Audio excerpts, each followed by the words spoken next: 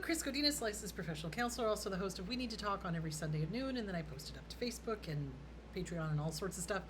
This video is for educational and informational purposes only. The views and opinions stated herein are mine and mine alone. They do not represent the ACA, the APA, or any other therapist for that matter. Boom, shock, lock, done. I'd like to thank my sponsor, BetterHelp. BetterHelp. BetterHelp.com/Chris Godinez. They're an online therapy company. There are 40,000 therapists working for them. You go online, fill out a questionnaire, and they will place you with a master's level or PhD level therapist in your state or one that can do international. Thank you, BetterHelp.com/Chris Godinez. Okay, on to the question. Is it better to cut off a narcissistic parent completely, knowing that they'll act out like an abusive, jealous partner, or keep the enemy close to be able to have some kind of control or at least know what's going to happen? You know, 6 of one, half a dozen of another. Really, it's up to you what you're comfortable with, honestly. So if the parent is abusive and they're creating chaos in your life and it's just constant, then I would say no contact would be the way to go. If they're not, if they're just an occasional issue, then you could go very low contact. So what I did is I went low contact because I kind of had the same kind of opinion that you did. It's kind of like, well, I don't want to go completely no contact. I'd kind of like to keep a pulse on the situation and see what's going on. But you know, it's entirely up to the person. So, and it depends on the situation. So if the abuser is a constant problem, like if it's interrupting your life, if that person is constantly causing drama and constantly sending flying monkeys and constantly interfering, you know, then maybe it's a good idea to go no contact. And I really recommend no contact when there is nonstop abuse. Like if they're constantly, you know, sabotaging you, interfering in your relationship, sabotaging your work, that kind of thing, then you do want to go absolutely no contact. If it's an occasional thing and it's just an annoyance, but it's not like a daily thing, then you can go low contact. But it's up to the person. I mean, some people are perfectly okay just cutting them off and being done, and there's nothing wrong with that, you know. And then other people are like, oh, I don't know, I'm not quite ready for that. Then go low contact. There's no right answer. There's no right answer. Because you're right, when you go absolutely no contact with an abuser, they come unglued. Because they want the power and they want the control and they don't like the fact that you have cut them off and they don't have that supply anymore. So yeah, there is the possibility that if you go no contact, they will be vindictive as nobody's business. But again, they're kind of pissing into the wind at that point, because it's like, well, if you've gone no contact with them and you've made it clear to your people, hey, you know, I don't want to know what's going on with them. I don't want any contact with them. You know, we're done, that kind of thing.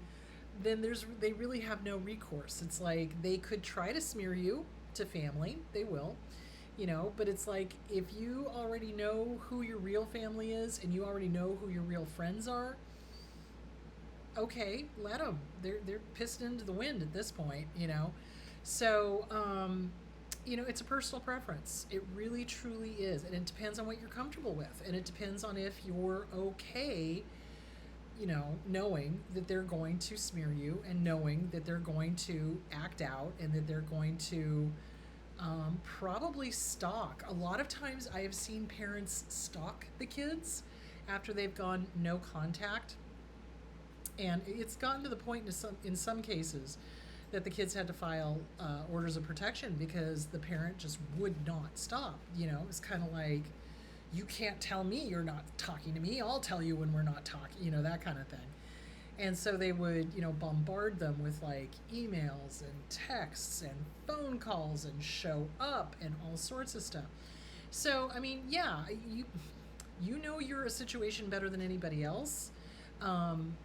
With my situation, I knew my dad wasn't going to do that. I knew I could go very, very, very low contact and it probably wouldn't even affect him because we were pretty much out of sight, out of mind kind of thing.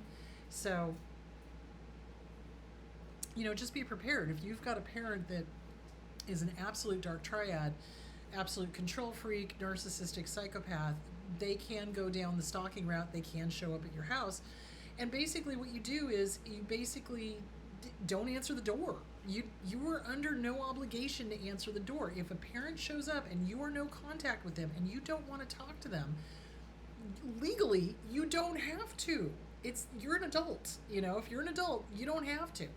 So don't answer the door. You're under no obligation. And I've seen them stand at a door and pound and demand to be let in and this, that, and the other thing. Call the police. Call the police.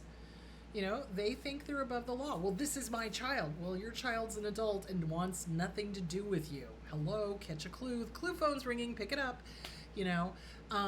So, yeah, just be prepared. It's like, do a pro and a con list. Okay, what are the pros of going no contact? Okay, well, the pros of no contact is I don't have to talk to them anymore. They're not in my life anymore. I don't have to deal with them anymore. It's not an issue. I can do whatever I want and not have to worry about what they're going to do, okay? Those are the pros. What are the cons? Okay, well, the cons would be if they're psychopathic enough that they start stalking you or, multiple phone calls, multiple texts, multiple whatever. They smear you to family and friends, et cetera, et cetera, et cetera, that type of thing. And then what are the pros and cons of just going low contact? Well, the thing of it is even going low contact with some of these types of abusers, they will even take that as a how dare you. It's like they know they're losing control. They can feel it. And they don't like it. So they'll do all of the same things. They'll stalk. They'll smear. They'll, whatever.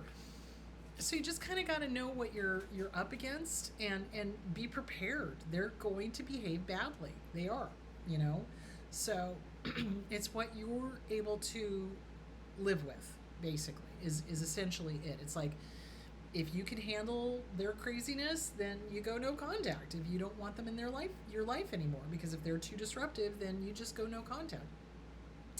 If you think they're going to be, if you can't handle the idea of them coming and knocking on your door, then go low contact. But if you've got an abuser that can't even handle the idea of going lower contact and wants to control everything and wants to know why you're not talking to them, then you might as well go no contact. So again, it's up to you. It's up to your comfort level. It's up to what you think is going to benefit you in the long run. Realize they will dangle the inheritance over your head. Well, you'd better call me or I'm going to write you out of the will. Okay, go ahead. It depends on what you want. It essentially, that's what it boils down to. It's what do you want? Do you still want to talk to them or not? So the question I always ask people is, if you were not related to them, would you have anything to do with them?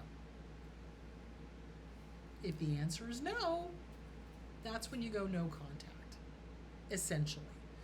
But again, it's up for your comfort level. So I can't tell you what to do. It depends on what you can tolerate, and just be aware that they will act out. Yeah, 100%.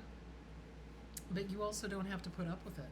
And maybe that's something to do, is to stand up to that, call the police, not put up with it. So, and especially if they start, stalking, banging on doors, showing up unannounced, et cetera, et cetera, et cetera, that kind of thing. So anyway, it's up to your individual comfort level. Also, if you were not related to them, would you have anything to do with them? If the answer is no, act accordingly. So in that case, no contact would be a definite, So, all right.